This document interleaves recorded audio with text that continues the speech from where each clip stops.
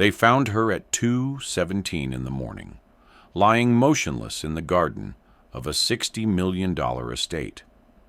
Her hands were caked with mud, her clothes torn, and when the paramedics lifted her onto the stretcher, she whispered something that made the lead detective's blood run cold. Just 3 words. 3 words that would unravel one of the most shocking love stories America had ever seen. But here's what nobody expected. The woman they found that night, the one the media would later call the missing maid, wasn't running from the man everyone suspected. She was running toward him. And the truth about why she collapsed that night, about what really happened in those final desperate hours, would challenge everything you think you know about love, power, and the price some people pay for choosing their heart over their safety. This is the story of Emma Clark, a housemaid from rural Kentucky, and the billionaire who would risk everything to protect her. And I promise you, by the time you reach the end, you'll understand why sometimes the most dangerous thing you can do is fall in love with someone whose world refuses to let you in. Emma Clark grew up in a town so small it didn't have a single traffic light. Millfield, Kentucky. Population 842. The kind of place where everyone knows your name, your business, and your family's history going back 3 generations. She was the youngest of 4 children, raised by a single mother who worked double shifts at the county hospital just to keep food on the table. Emma's father had left when she was 6 years old, and she barely remembered him. What she did remember was her mother's hands, always rough and red from scrubbing floors, always moving, always working. By the time Emma turned 16, she'd already worked at the local diner, bagged groceries at the town's only supermarket, and cleaned houses for the wealthier families on the hill. She wasn't ashamed of hard work. In fact, she embraced it. Her mother had taught her that dignity wasn't found in what you did for a living, but in how you did it. When Emma graduated high school, she had 2 options: stay in Millfield and work minimum wage jobs for the rest of her life, or take the risk her mother never could. She chose the latter. At 19 years old, with $400 in her pocket and a borrowed suitcase, Emma boarded a Greyhound bus to Connecticut. She'd heard through a friend of a friend that wealthy families in the Northeast were always looking for domestic staff, people willing to work long hours, keep their heads down, and ask no questions. Emma fit the profile perfectly. Connecticut was a different world. The estates she'd only seen in magazines suddenly became her daily reality. Mansions with gates that stretched higher than any building in Millfield. Gardens maintained by teams of landscapers. Garages filled with cars worth more than her mother would earn in a lifetime. Emma found work through a staffing agency that specialized in placing domestic workers with high net worth families. Her first job was with a family in Greenwich, cleaning their 7-bedroom home 3 times a week. The pay was decent, $15 an hour, and she sent most of it back to her mother. But the work was exhausting. She scrubbed marble floors on her hands and knees, polished silver until her fingers ached, and learned to move through rooms like a ghost, invisible unless needed. The family barely acknowledged her existence.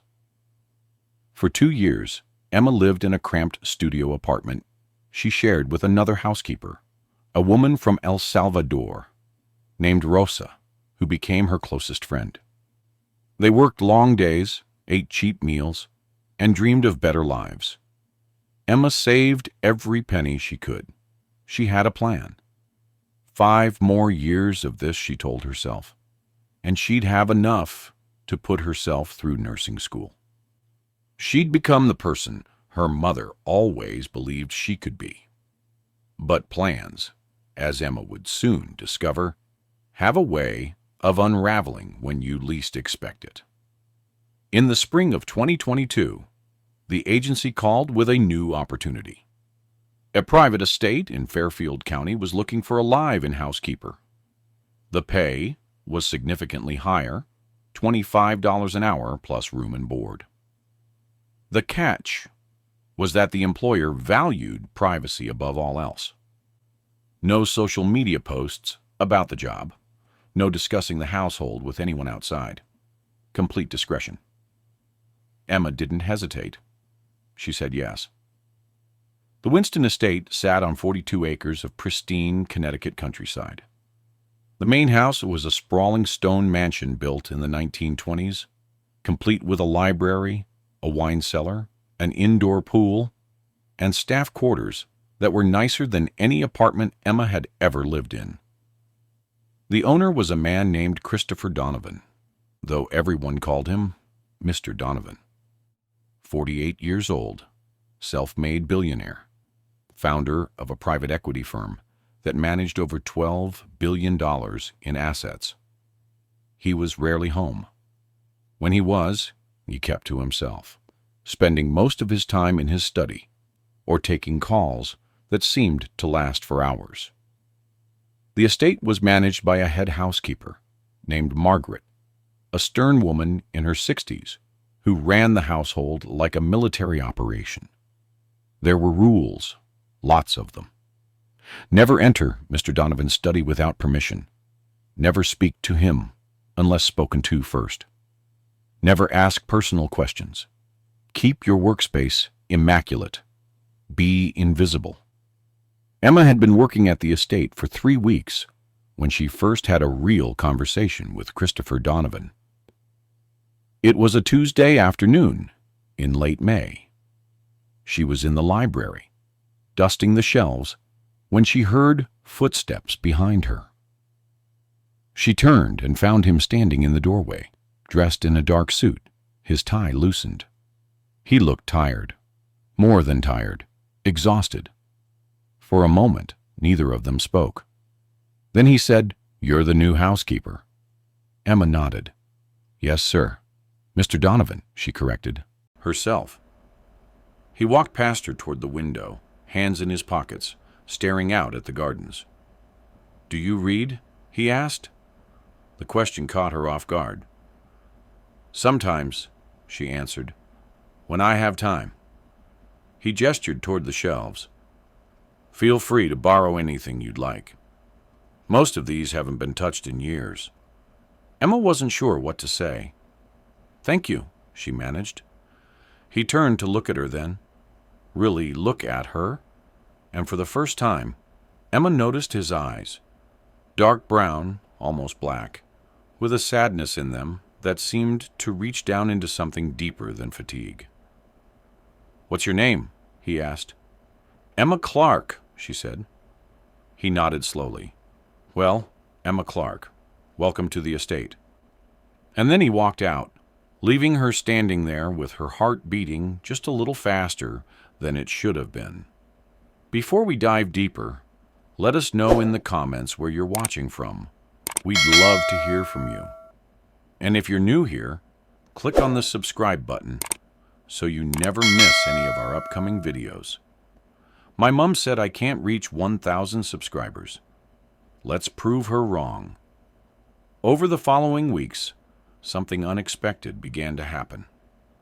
Christopher Donovan started appearing more often. Not in the obvious way, not by calling for Emma or making excuses to interact with her, but he'd be in the library when she was dusting, in the kitchen when she was preparing meals for the staff, in the garden when she was trimming the hedges. At first, Emma thought it was coincidence. But then the conversations started. Small at first. He'd ask her opinion on a book he was reading. She'd mention a news story she'd heard on the radio, and he'd engage, actually listen, actually respond with thoughtfulness instead of the polite dismissal she'd grown accustomed to from wealthy employers. Margaret noticed. She pulled Emma aside one morning, her voice low and tense. "Be careful," she said. "Mr. Donovan is going through a difficult time. He lost his wife 2 years ago. Cancer. He's not himself. Sometimes he gets attached to people who remind him of better days. Don't mistake kindness for anything more than grief." Emma nodded, but the warning stayed with her. She learned more about Christopher's past through whispered conversations with the other staff members. His wife, Catherine, had been the love of his life. They'd met in college, married young, built their fortune together. When she died, something in him died too. He threw himself into work, rarely sleeping, barely eating, becoming the cold, distant figure the business world knew him as. But with Emma, he seemed different, lighter somehow, more human. It was a humid evening in July when everything shifted. Emma was working late, cleaning the main sitting room after a small dinner party Christopher had hosted for business associates. Everyone had left, and the house was quiet. She was gathering empty glasses when she heard someone behind her.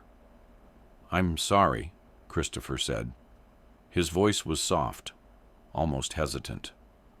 Emma turned. "Sorry for what?" "For making you work so late," he said.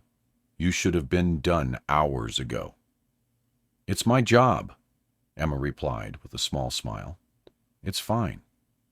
He stood there for a moment, watching her, and then he said something that changed everything. "Do you ever feel like you're living someone else's life? Like you woke up one day and realized you're playing a role that doesn't fit anymore?" Emma set down the tray of glasses. "Sometimes," she admitted. "Every day," he said quietly. "Every single day." They stood there, in the dim light of the sitting room, two people from completely different worlds. And for the first time, Emma saw him not as her employer, not as a billionaire, but as a man who was achingly, desperately lonely. She should have walked away. She should have said goodnight, finished her work, and gone back to her room.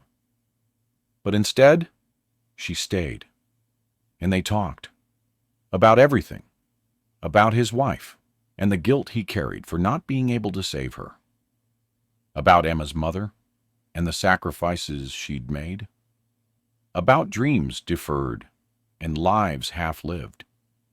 They talked until 3 a.m, and when Emma finally returned to her quarters, she knew with absolute certainty that something had begun between them. Something neither of them had planned. Something dangerous. Over the next 2 months, Christopher and Emma fell into a pattern. Late-night conversations, stolen moments in the library, walks through the gardens when the rest of the staff had gone to bed. They never called it what it was. They never acknowledged the growing feelings between them. But it was there, undeniable and terrifying. Emma knew it was wrong. Not morally, perhaps, but practically. She was his employee. He was a billionaire with a reputation to protect. If anyone found out, she'd be fired, blacklisted, sent back to Kentucky with nothing to show for her years of hard work. And yet she couldn't stop.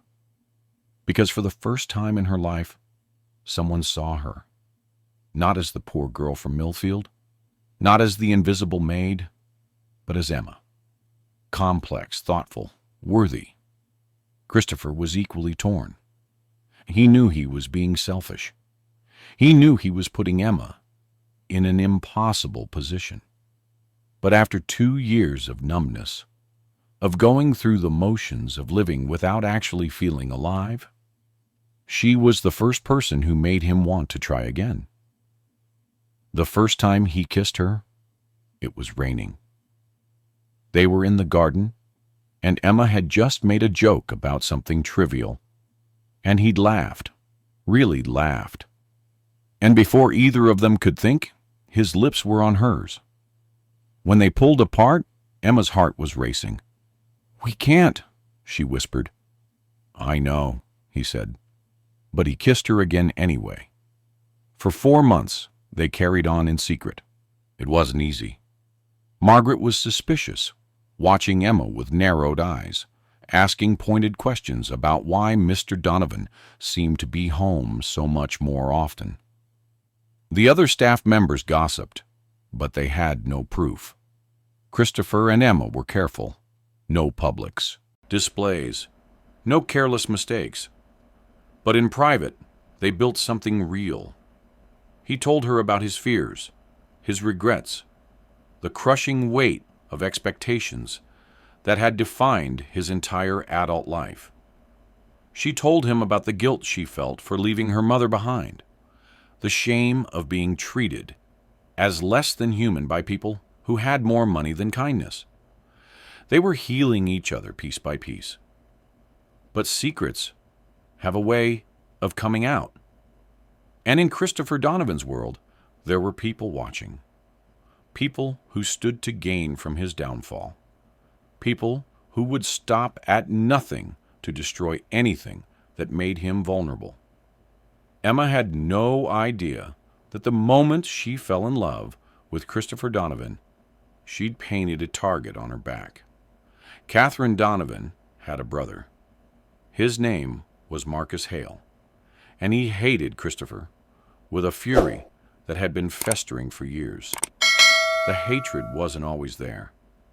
In the beginning, Marcus and Christopher had been close, brothers-in-law who genuinely enjoyed each other's company. But when Catherine got sick, everything changed. Christopher threw money at the problem.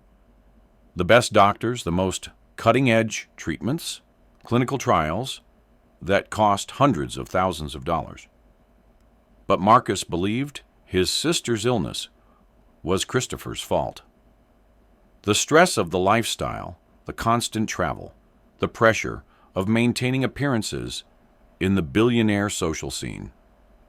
He blamed Christopher for working Catherine to death. And when she finally passed, Marcus made a vow. He would make Christopher pay. Not through legal channels, not through some drawn-out court battle, but by taking away the one thing Christopher valued most, his control. For 2 years, Marcus watched and waited.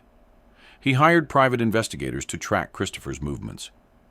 He cultivated relationships with disgruntled former employees. He built a network of people willing to feed him information about the estate, about Christopher's business dealings, about anything that could be used as leverage. And then Emma appeared. At first, Marcus didn't think much of it. A new housekeeper. So what? But then his sources started reporting unusual behavior. Christopher was spending more time at the estate. He seemed happier, lighter, and he was spending significant amounts of time alone with the new maid. Marcus saw his opportunity. The first threat came in the form of a phone call. Christopher was in his study when his private line rang. A number he didn't recognize. He almost didn't answer. When he did, Marcus's voice came through, cold and measured. "I know about the girl," Marcus said. Christopher's blood went cold. "I don't know what you're talking about." "Don't insult my intelligence," Marcus continued. "Emma Clark, 19 years old, from Kentucky. Been working for you for 6 months. And unless I'm mistaken, she's been doing more than just cleaning your house." Christopher's jaw tightened. "What do you want?" "I want you to suffer the way Catherine suffered," Marcus said. "I want you to know what it feels like to lose someone you love." "Stay away from her," Christopher said. his voice deadly quiet. "Or what?" Marcus laughed. "You'll call the police? Tell them your brother-in-law is threatening your secret mistress? That'll go over well in the press." Christopher hung up. His hands were shaking. For the first time in years, he felt genuine fear. Not for himself, for Emma. Because Marcus Hale wasn't the type to make idle threats. If he said he would hurt Emma, he meant it. Christopher faced an impossible choice. Tell Emma the truth and watch her run, knowing she'd never feel safe. Or keep her in the dark and hope he could handle Marcus on his own. He chose the latter. It was a mistake. Over the next 3 weeks, Christopher became increasingly paranoid. He hired additional security for the estate without explaining why. He installed cameras in places that made the staff uncomfortable. He started making excuses for why Emma couldn't leave the property, offering her extra assignments that kept her busy and visible, and most importantly, protected. Emma noticed the change immediately. The warm, open man she'd fallen in love with was retreating behind walls she couldn't scale. When she asked him what was wrong, he'd smile and say nothing. Everything's fine. But his eyes told a different story. Late one night, Emma was passing by the study when she heard Christopher on the phone. His voice was low and urgent, and even though she knew she shouldn't, she stopped to listen. "I said stay away from her," Christopher hissed. "I don't care what you think you know. If you touch her, if you so much as breathe in her direction, I will destroy you." Emma's heart hammered in her chest. Who was he talking to? Who would want to hurt her? She should have asked. She should have demanded the truth. But fear kept her silent. Fear that if she pushed too hard, she'd lose him. Marcus escalated. He sent letters to the estate, addressed to Emma, detailing Christopher's past, painting him as a manipulator who used vulnerable women and discarded them when convenient. He hired someone to follow Emma on her rare trips into town, making sure she knew she was being watched. He leaked information to tabloid journalists, feeding them just enough to start asking questions about Christopher Donovan's personal life. The pressure was mounting. Christopher could feel the walls closing in. He knew he had to tell Emma. He knew she deserved the truth. But every time he tried, the words stuck in his throat. How do you tell someone you love that loving you puts them in danger? How do you ask someone to choose between their safety and their heart? The confrontation came on a Thursday night in late October. Emma found Christopher in the garden, staring at the stars. She'd had enough of the secrets, the paranoia, the distance. "Tell me what's going on," she demanded. Christopher turned to face her, and in that moment, Emma saw something she'd never seen before. Terror. "My wife's brother wants to hurt you," Christopher said. "Because of me. Because he blames me for Catherine's death. And he thinks the best way to punish me is to take you away." Emma felt the air leave her lungs. "What?" "He's been threatening me for weeks," Christopher continued. "He knows about us, and he won't stop until he's made his point. You need to leave, Emma. Tonight. Pack your things and go somewhere he can't find you. I'll give you money, enough to start over, to disappear." Emma stared at him, tears streaming down her face. "You want me to run? That's your solution?" "I want you to be safe," Christopher said, his voice breaking. "I can't lose you, Emma. Not like I lost her." "Then fight," Emma said. "Fight for us. Don't send me away like I'm some problem you need to solve." "I can't fight him and keep you safe at the same time," Christopher said. "Don't you see? If you stay, he wins. If I leave, he wins, Emma shot back. Because I lose you either way. Emma refused to leave. She told Christopher that she wasn't some fragile thing that needed protecting, that she'd survived worse than empty threats from a bitter man with a grudge.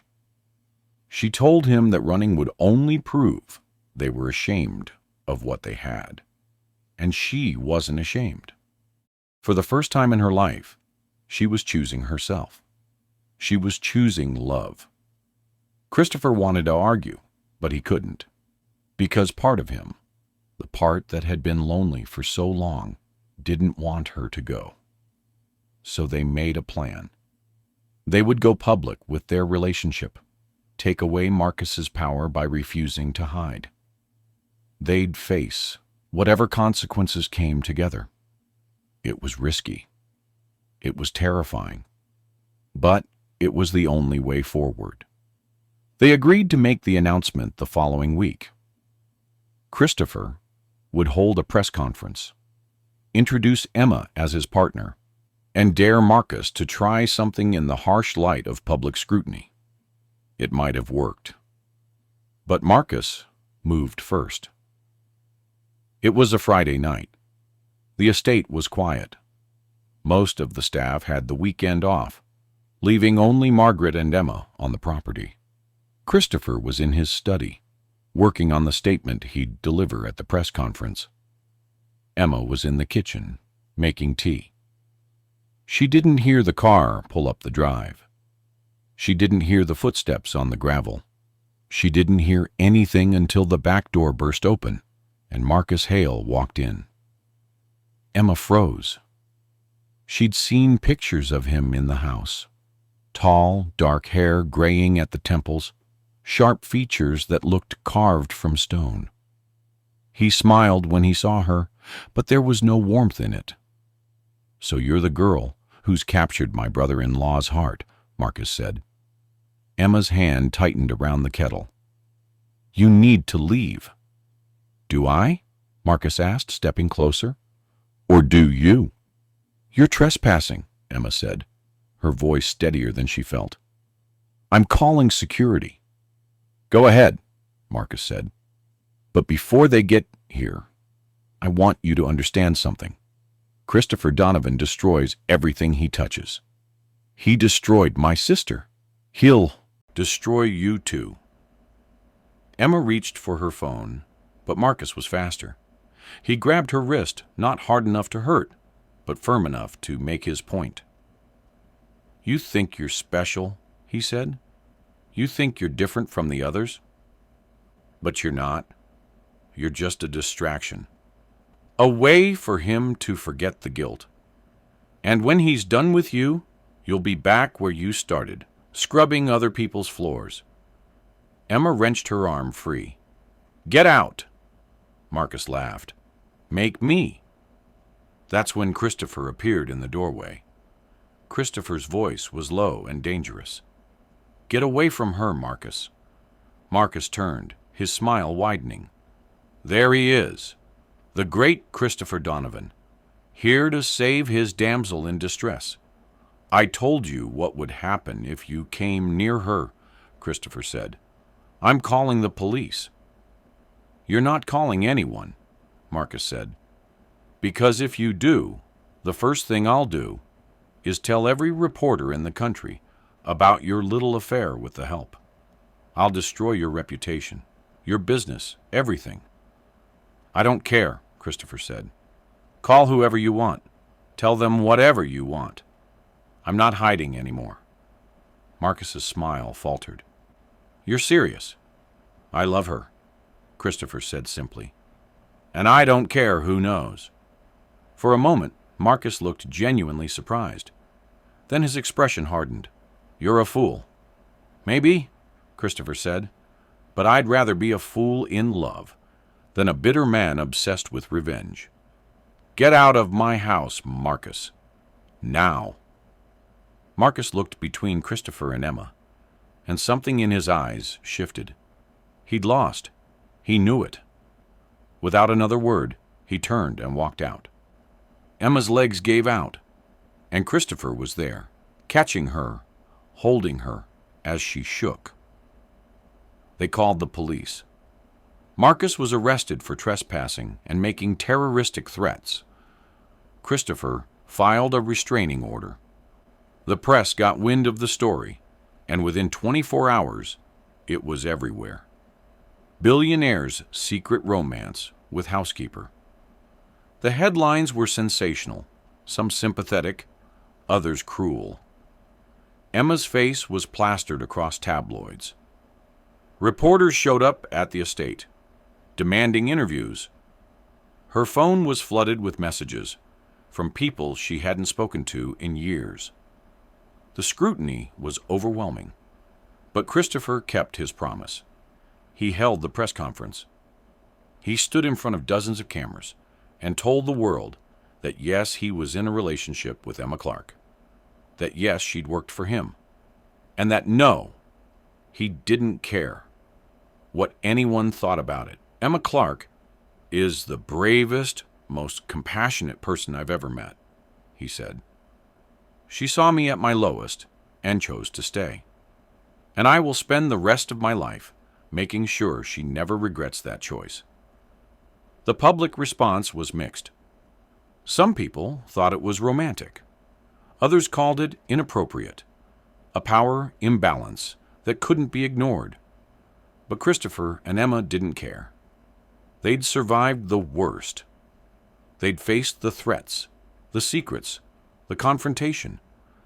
Everything else felt manageable. But Emma couldn't shake the feeling that something was wrong. Not with Christopher, with herself. For weeks, she tried to adjust to her new reality. Christopher hired a PR team to manage the press. He moved Emma out of the staff quarters and into the main house. He introduced her to his friends, his colleagues, tried to integrate her into his world. But Emma felt like she was drowning.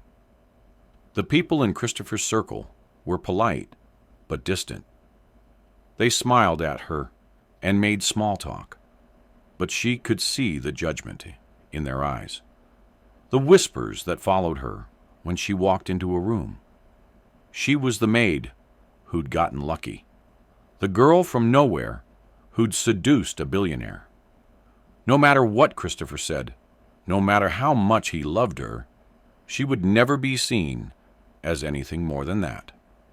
And the guilt ate at her. Her mother back in Kentucky was struggling. Medical bills were piling up. Emma had been sending money home for years. But now, with all the attention on her, she felt paralyzed.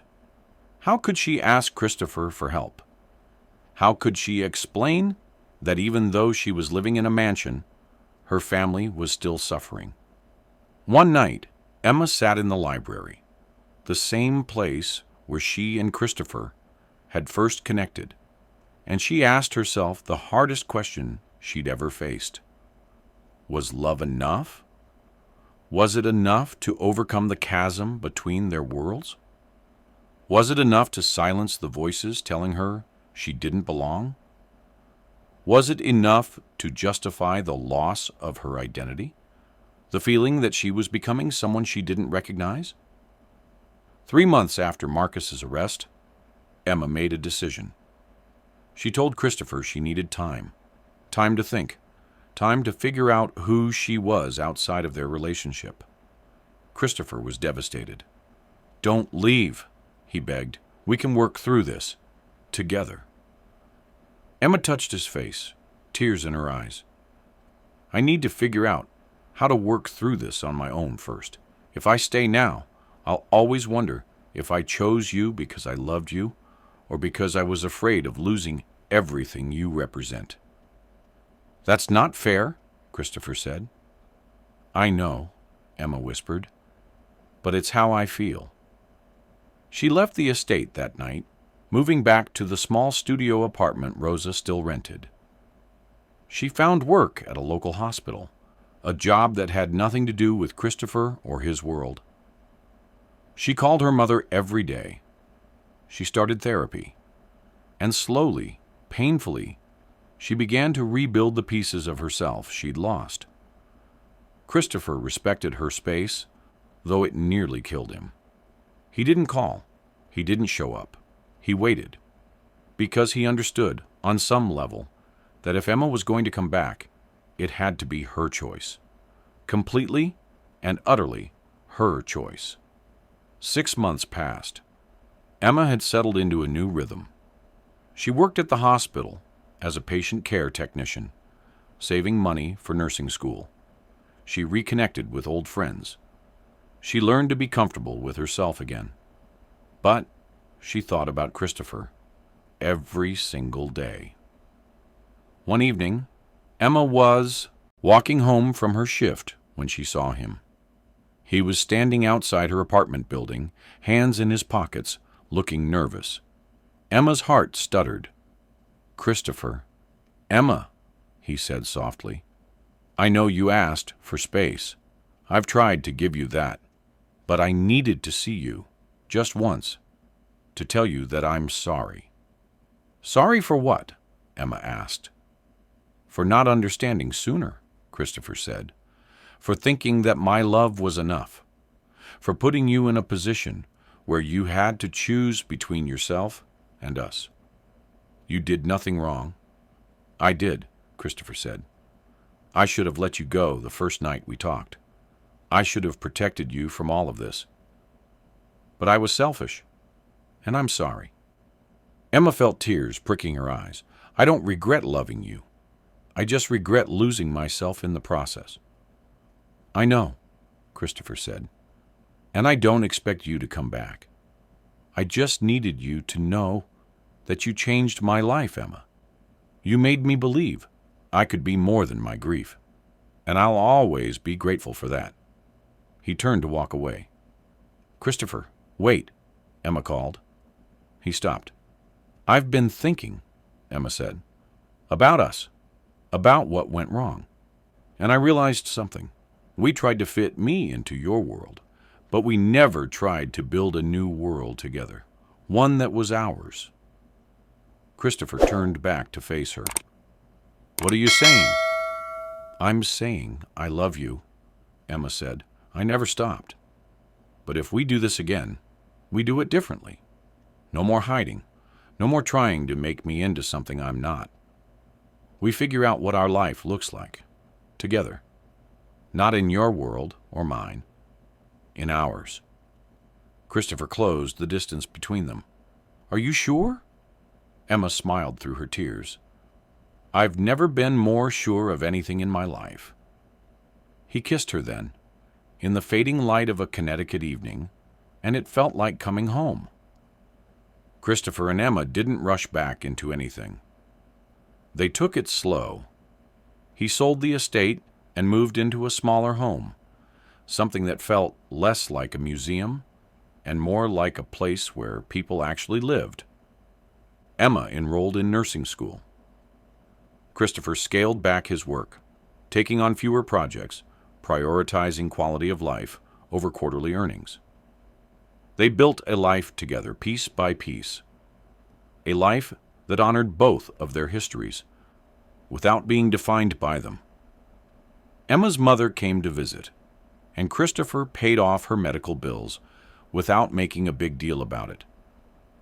Emma insisted on paying him back over time, and he let her, understanding that her independence mattered. They got married on a quiet beach in Maine, with just a handful of friends and family. No press, no spectacle, just two people choosing each other. Marcus eventually apologized. It took him a year and a lot of therapy, but he reached out to Christopher, acknowledged the pain he'd caused, and asked for forgiveness. Christopher gave it, not because he forgot, but because he understood that holding on to anger would only poison the life he was trying to build. Looking back, Emma says, the night she collapsed in the garden wasn't an ending. It was a beginning. The beginning of understanding that love isn't about grand gestures or fairy tale endings. It's about two imperfect people choosing each other over and over, even when it's hard, especially when it's hard. Christopher says he learned that love isn't possession, it's partnership. It's creating space for someone to be fully themselves, even if that means watching them walk away. So what do you think? Was Emma right to leave when she did? Or should she have stayed and worked through it with Christopher by his side? Have you ever been in a situation where love felt like it was costing you your identity? How did you handle it? Let us know in the comments. We want to hear your story. Because at the end of the day, that's what this is really about. Not billionaires or mansions or dramatic confrontations. It's about the universal struggle to love someone while still loving yourself. And that's a story we're all living in one way or another. If this story moved you, if it made you think about your own relationships, your own choices, hit that subscribe button, because we're just getting started. There are so many more stories to tell. Stories about real people navigating impossible choices. Stories that remind us we're not alone. And remember, my mom said I can't reach 1,000 subscribers. Let's prove her wrong. Thanks for watching. We'll see you in the next one.